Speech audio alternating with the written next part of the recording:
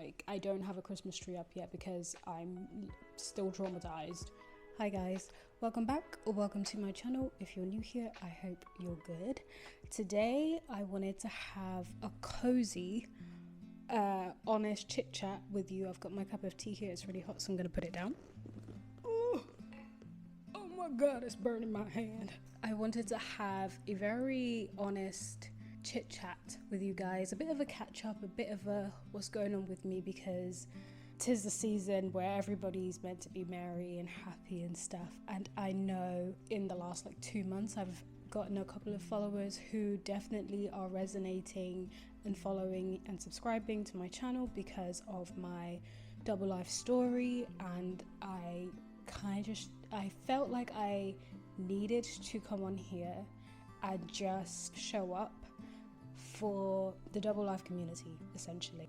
This video isn't actually something that I initially had planned to film, but the other day I actually went to a Christmas carol. The following day it kind of hit me that I'm definitely not going to be the only one this Christmas who isn't feeling at all Christmassy for reasons to do with family and trauma and things like that. I kind of just wanted to have a sit down with you guys, just a little chit chat about how Christmas is going to be this year for me, in hopes that maybe you can relate, and if you do relate, you don't feel so alone.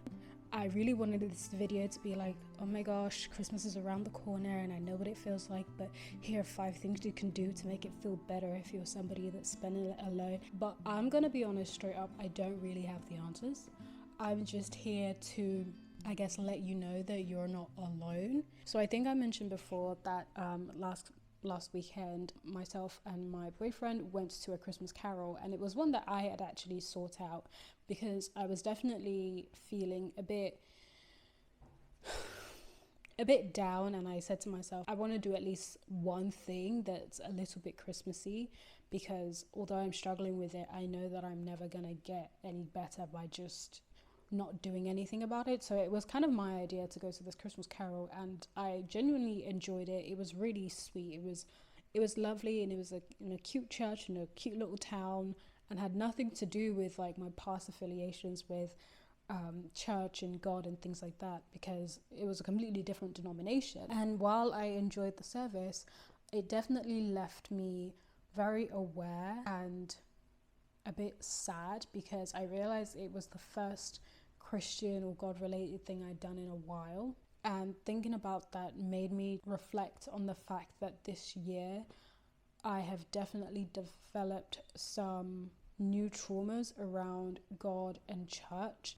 And recently I've begun to identify some of my triggers when it comes to the topic of religion. I'm finding it hard to face and deal with my issues with God, with church, with so-called Christians and church people, because of just how much it has taken for me to get away from that kind of environment, to the point where when I accidentally read or see a quote or a Bible verse, for instance, on Pinterest as I'm scrolling past, I genuinely feel angry. I feel provoked.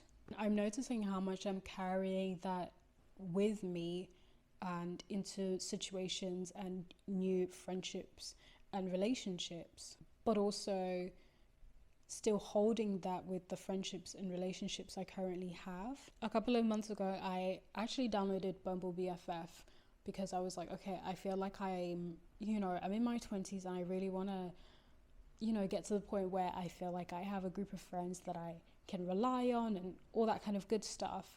And I was speaking to a whole number of amazing people, but there was one of them that really we clicked.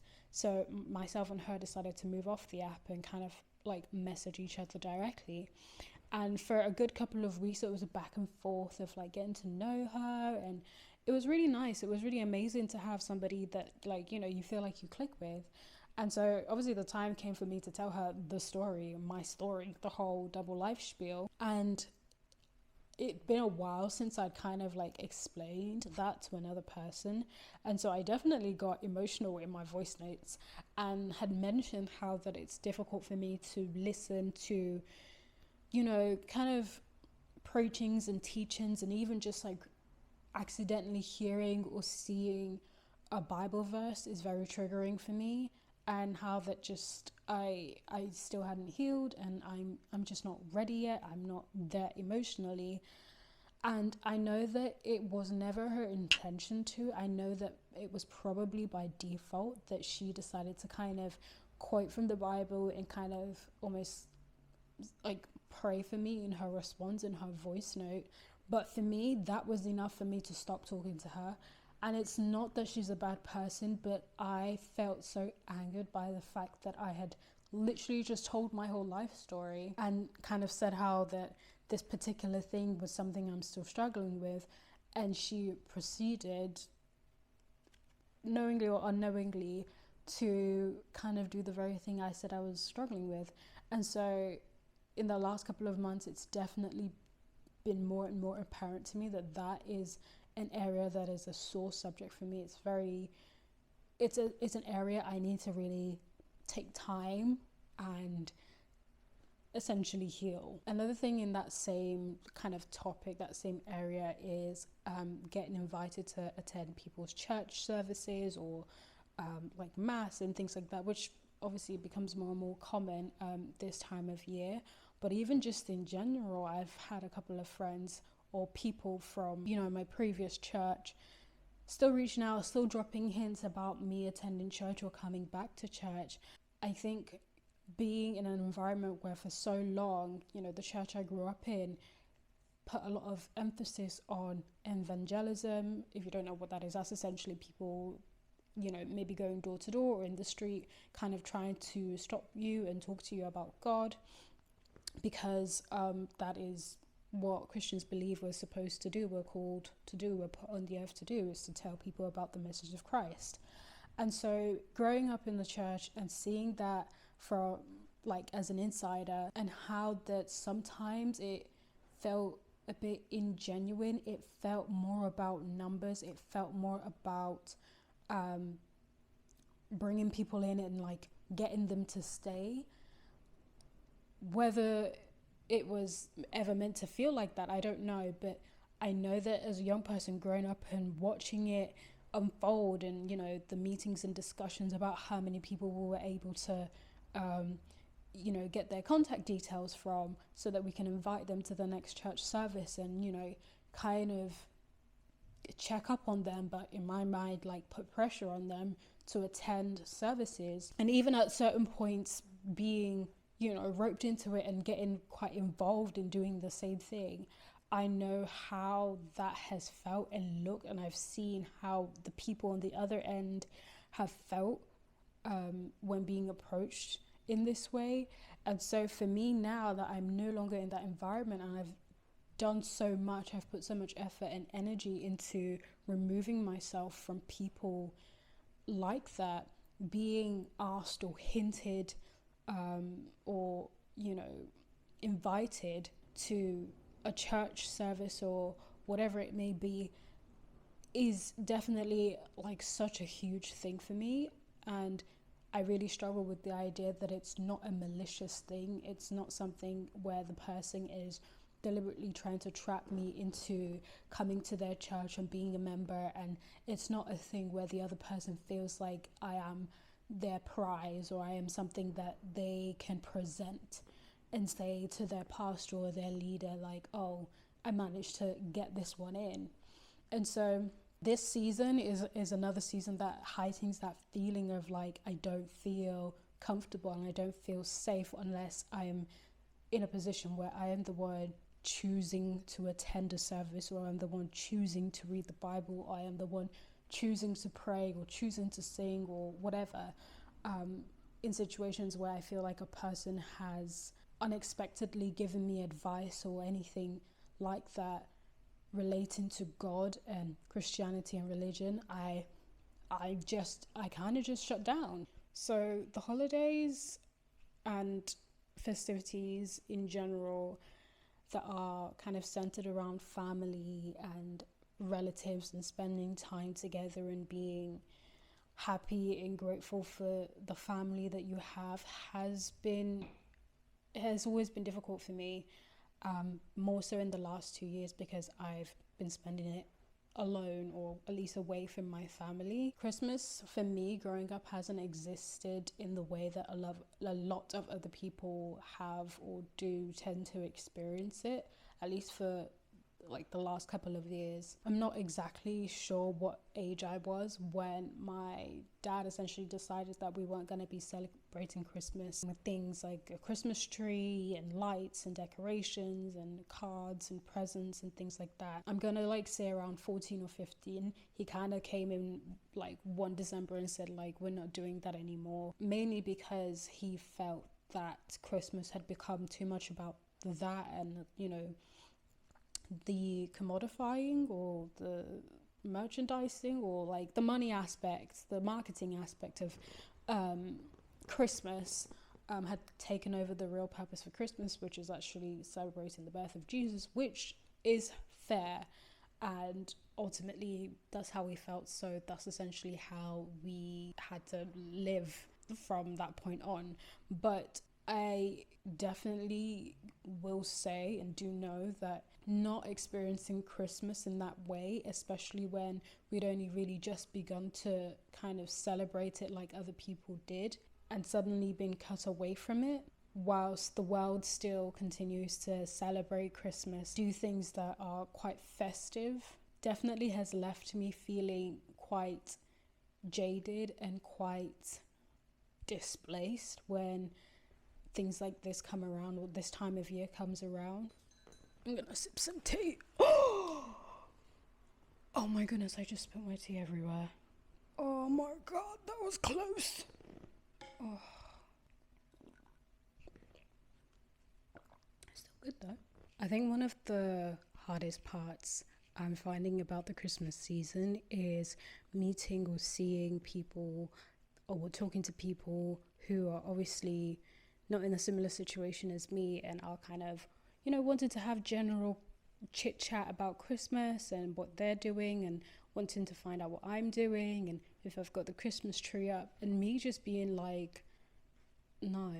I feel like I have no attachment to the festivities and the seasons because for so long it's not been about that. It's just been really hard to explain to friends and people that I know or speak to, or even like work colleagues, that, oh no, I'm not really doing anything this Christmas. Not because I don't want to, but because I physically cannot find the energy, the enthusiasm, the joy in Christmas. And that makes me sound like the Grinch. I'm learning that when people are asking me if I have my Christmas tree up yet and if I've done Christmas shopping, I'm gonna say yes. Best believe that there is not a single Christmas decoration in this apartment. You would not know it was Christmas in here. You would not know if it was December if not for the fact that I'm wearing a jumper, I'm constantly drinking tea, and it's so cold and windy outside. In general, holidays and any kind of festivities centered around family and centered around celebration and being together and enjoying time with relatives is still something that's really difficult for me. There's still a lot of healing that needs to be done, and there's still so much ground to cover. I have not been able to find or bring myself to the point where I like and enjoy going shopping for presents, trees, decorations, things like that. So those are kind of just my feelings at the minute and where I'm at in terms of my journey and my healing process. I know that two things that have helped me or is helping me at the minute is the fact that I don't have social media. I genuinely only have this platform on YouTube, and I know that not being on social media right now, but you know, in general in the last like 6 months has helped me deal with feelings of comparison and feelings of trauma and feelings of pain when it comes to other people, and comparing myself to how I think or feel life should be like. Definitely consider taking yourself away from social media or anything that kind of puts pressure on the fact that Christmas should be a certain type of way. Give yourself space and time in this season to just heal and reflect and spend time with perhaps people who can help lift your mood and lift your spirits. Which brings me to my second tip, and this is one that has definitely been difficult for me, and it is to tell somebody about your situation. I think for us double lifers or people in this community, our community, it's so easy to isolate yourself and stay indoors and not see the people that you do care about or people that do care about you.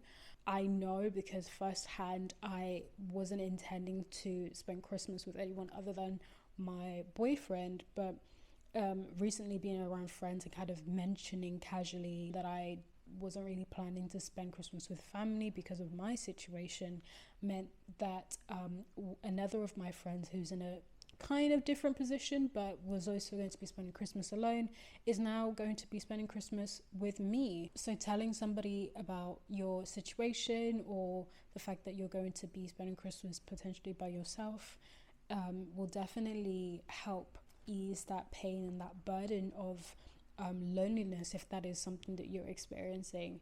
So that is it. That is genuinely all that I wanted to say. I know that this has been a bit of a ramble. It has been a bit of a mess trying to get through all these feelings and express them in a way that I hope makes sense. But wherever you are, whoever you are, however you're feeling this Christmas, I really hope that you don't spend it alone and you try to find the joy and the peace in this season. And I also hope that whatever 2024 has in store for you, it is only good things and you have a really, really amazing new year. Thank you so much for watching, and I will see you in the next one.